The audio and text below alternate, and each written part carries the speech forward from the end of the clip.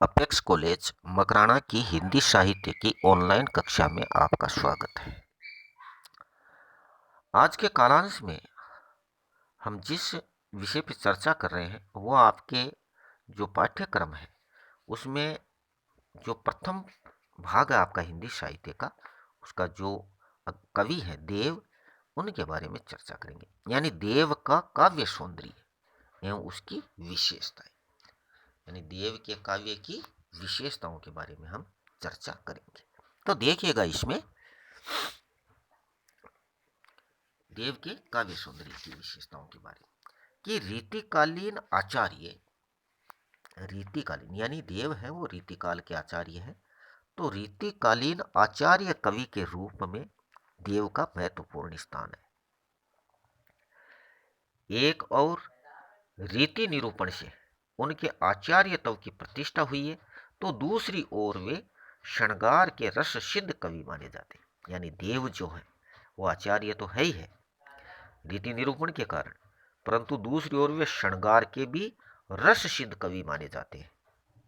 आचार्य रूप में उन्होंने विस्तार से रस संबंधी विवेचन किया है और अपनी रसवादी प्रवृत्ति का परिचय भी दिया है तथा अपने काव्य में रसोन्मेष का पूर्णतः निर्वाह करते हुए सफल कवि प्रतिभा को व्यक्त किया है। तो इस प्रकार वो आचार्य तो कवि है ही, परंतु उसके साथ साथ वो रस सिद्ध कवि भी है। तो अब आप देव के काव्य सौंदर्य में पहले लेते हैं उनका भाव पक्ष। यानी भाव पक्ष में देखिएगा कि कविवर देव का रचनात्मक कार्य व्यापक और विस्तृत है। कविवर देव का जो रचनात्मक कार्य है वो व्यापक और विस्तृत है। उनके काव्य में कला पक्ष एवं भाव पक्ष का अच्छा संयोग हुआ है। क्योंकि काव्य सौंदर्य में आपको मैं बता दूं कि भाव पक्ष और कला पक्ष दोनों आते हैं, तो इसमें हम पहले भाव पक्ष को ले रहे हैं। तो इनमें जबकि कला पक्ष और भाव पक्ष दोनों का ही अच्छा संयोग हुआ है, या उनके काव्यगत भाव पक्ष का विवेचन हम निम्न बिंदुओं के आधार पर कर सकते हैं। पहला बिंदु लेते हैं प्रेम निरूपण। यानी देव की प्रेम संबंधी धारणा बड़ी उच्च, व्यापक और पावन है। वे काम का बड़ा व्यापक अर्थ लेते हैं। उनके काव्य में प्रेम निरूपण के आकर्षक बिंब दिखाई देते हैं। उनकी नायिका और नायक प्रेम रीति में पल भर भी विलय होना नहीं चाहते और उसी को अपने जीवन का सर्वस्व मानते। यानी देव की जो प्रेम संबंधी धारणा है वो बहुत बड़ी उच्च और व्यापक है, पावन भी है, क्योंकि वे काम का व्यापक अर्थ लेते हैं और उसमें प्रेम निरूपण के विभिन्न बिंब भी दिखाई देते हैं और वो नायक और नायिका के प्रेम रीति में पल भर भी विलय होना नहीं चाहते। उन्होंने लिखा है कि पल न थिरात रीति नेह की नई नई। तो इस प्रकार उनका प्रेम निरूपण बड़ा ही उच्च कोटि का है। दूसरा बिंदु लेते हैं संयोग श्रृंगार का चित्रण। संयोग श्रृंगार का चित्रण यानी प्रेमी और प्रेमिका संयोगी बनकर जब रस भोग करते हैं तब उसे संभोग या संयोग श्रृंगार कहते हैं। यानी प्रेमी और प्रेमिका जब एक साथ मिलकर के संयोगी बनकर के जब रस भोग करते हैं, दोनों मिलकर के क्या करते हैं, रस भोग, तो तब उसे हम संभोग कह सकते हैं कि दोनों ने संभोग किया, या संयोग श्रृंगार कह सकते हैं या कहते हैं। तो काव्य शास्त्रीय दृष्टि से संयोग श्रृंगार के अंतर्गत ही रूप वर्णन और मिलन अथवा उपवन विहार आदि का चित्रण किया जाता है। यानी संयोग श्रृंगार है उसको काव्य शास्त्रीय दृष्टि से इसके अंतर्गत रूप वर्णन और मिलन अथवा उपवन विहार आदि का चित्रण किया जाता है। देव ने भी अपने काव्य में रूप सौंदर्य को शुद्ध भावपरक दृष्टि से देखने का प्रयास किया। यानी देव ने भी अपने काव्य में रूप सौंदर्य को शुद्ध भावपरक दृष्टि से देखने का प्रयास किया। उन्होंने लिखा है कि देखत ही जो मन हरे सुख अखियन को देई रूप बखाने ताही जो जग चेरी करी ले। तो आचार्य कवि देव द्वारा रूप सौंदर्य के जो मनोहर चित्र प्रस्तुत किए गए हैं उनमें से संयोग श्रृंगार का एक उदाहरण यहां दिया गया है, उसको देखिएगा आप। द्रष्टव्य कि आपुष में रस में रहस्य विहसे वन राधिका कुंज बिहारी, श्यामा सराहती श्याम की पागही, श्याम सराहत श्यामा की सारी। यानी इस प्रकार संयोग श्रृंगार का चित्रण बहुत ही उच्च कोटि से हुआ है। तीसरी जो विशेषता है भाव पक्ष की, वो लेते हैं हम वियोग श्रृंगार। ये तो संयोग था ना, तो अब लेते हैं वियोग श्रृंगार। श्रृंगार के वियोग पक्ष का देव ने सूक्ष्म चित्रण प्रस्तुत किया है। उनके काव्य में प्रेम और विरह संबंधी अनुभूतियां अत्यंत गहन है। विरह वर्णन में ऊहा और अतिशयोक्ति का प्रयोग यद्यपि उन्होंने भी किया है, लेकिन भावात्मकता के प्रति वे सदा सावधान रहे। उन्होंने इस कवित्व में अपनी विशेषता को व्यक्त भी किया है कि बालम विरह जिन जान्यो न जन्म भरी, बरी बरी उठे जो बरसे बर्फ राती, बीजन ढुलावत सकी जन त्यों शीत हूं में, शीती के श्राप तन तापन तरफ राती। यानी इसी तरह का चित्रण थोड़ा सा ऊहात्मक भी है, परंतु देव ने उसे स्वाभाविक रूप में प्रस्तुत किया। एक अन्य उदाहरण भी द्रष्टव्य जिसमें नायिका की वियोग दशा का मार्मिक चित्रण किया है। यानी नायिका की वियोग दशा का चित्रण भी मार्मिक रूप से देव ने किया है। देखिएगा उनका उदाहरण कि छोही सी छली सी छीनी लीनी सी छकी सी छीन, जकी सी चकी सी लागी थकी ठहरानी सी। यानी इस प्रकार वियोग श्रृंगार का भी उन्होंने विशेष वर्णन किया है। अब चौथा जो बिंदु लेते हैं वो है प्रकृति वर्णन। कौन सा है? प्रकृति वर्णन। यानी रीतिकालीन कवियों ने प्रकृति का उद्दीपन रूप में ही अधिक चित्रण किए। सभी जो रीतिकालीन कवि हुए उन्होंने सभी ने प्रकृति का जो उद्दीपन रूप है उसी में उसका चित्रण किया।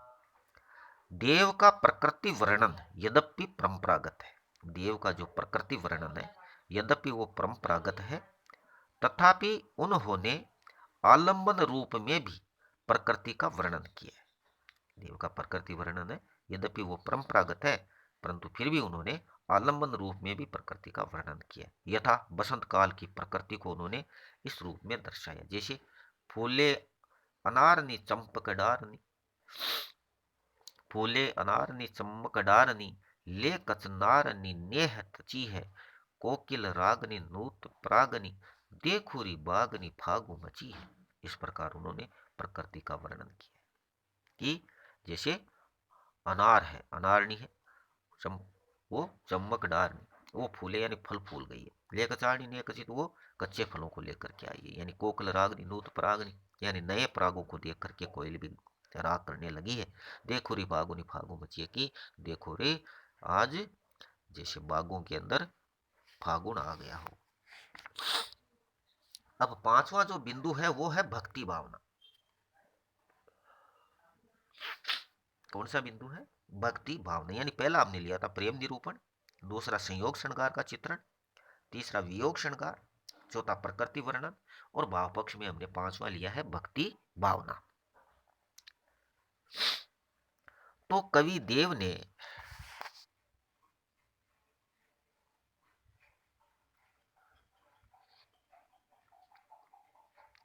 तो भक्ति भावना में देखिएगा कि कवि देव ने भक्ति परक काव्य की रचना अवश्य की है। यानी कवि देव ने भक्ति परक काव्य की रचना अवश्य की है। देव सगुण आराध्य के उपासक थे। देव थे वो सगुण काव्य धारा यानी सगुण आराध्य के उपासक थे, निर्गुण के नहीं थे। और नैष्टिक कृष्ण भक्त थे, और वो नैतिकता से कृष्ण के भक्त थे।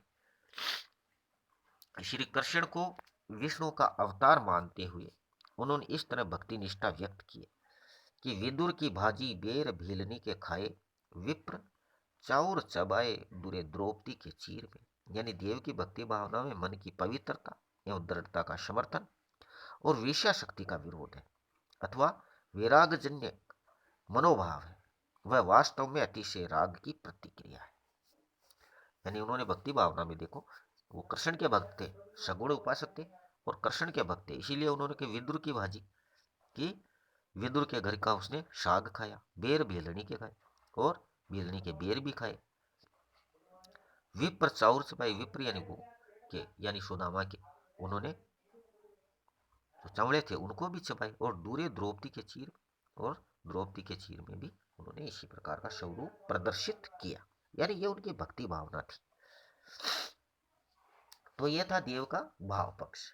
और भाव पक्ष में हमने क्या क्या लिया? प्रेम निरूपण, संयोग श्रृंगार का चित्रण, वियोग श्रृंगार, प्रकृति वर्णन और भक्ति भावना। अब लेते हैं हम उनका कला पक्ष।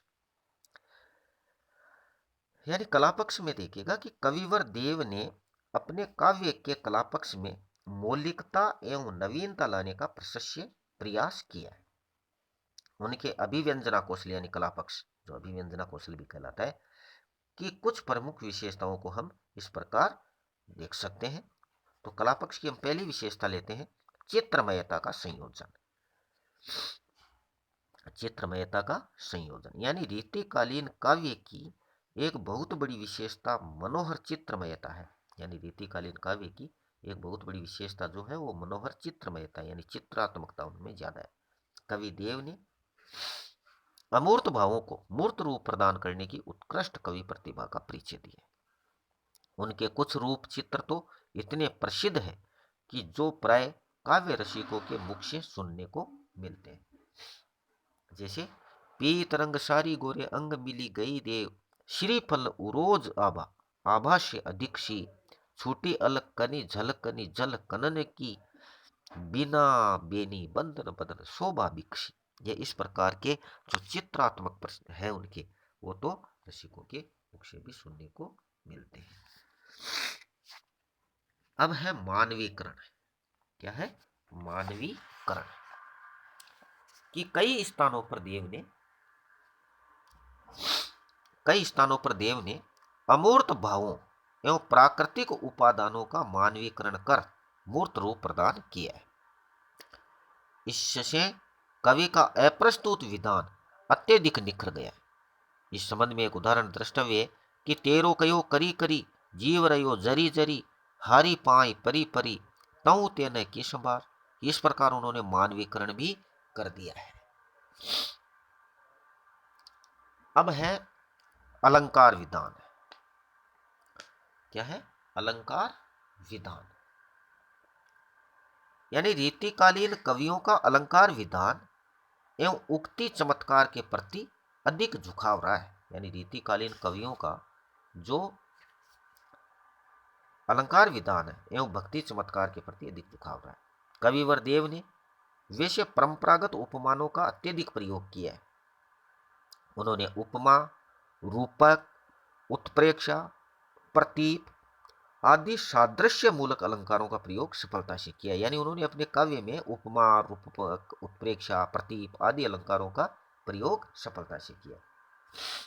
उपमा अलंकार का एक उदाहरण देखिए, जैसे मंद हंसी अरविंद जो बिंद, अचे गए दीठी में दीठी खूमे के, कंज की मंजिम मंजन मानो, उड़े चुनी चुन चुनी चू चू सबू की। तो इस प्रकार उन्होंने अलंकार विधानों का भी प्रयोग किया। अब है भाषा सौष्ठव।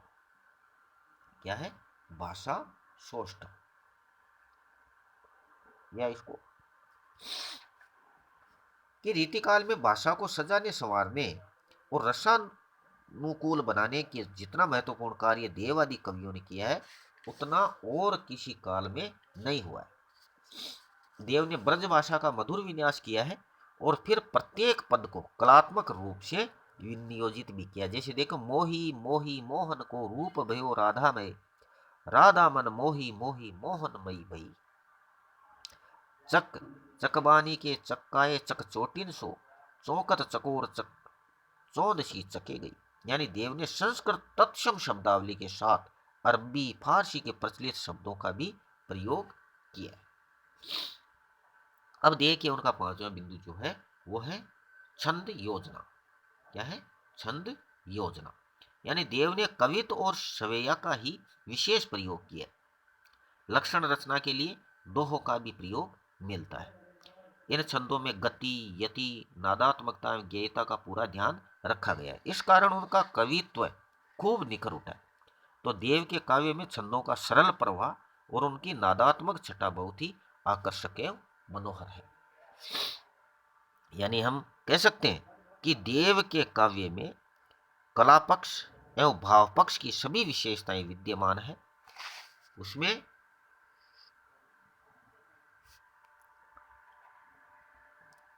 मणि कांचन का संयोग हुआ है। उन्होंने प्रेम एवं श्रृंगार के अनेक मनोरम चित्र उपस्थित किए हैं। अभिव्यक्ति की मौलिकता, व्यंजना वैभव का आधिक्य एवं अप्रस्तुत विधान की प्रशस्य योजना आदि विशेषताओं से उनका अन्यतम स्थान है। इस प्रकार आज के कालांश में हमने देव के काव्य की या देव का काव्य सौंदर्य उनकी विशेषताओं का अध्ययन किया। अगले कालांश में हम अन्य किसी विषय पर फिर चर्चा करेंगे। तब तक के लिए धन्यवाद।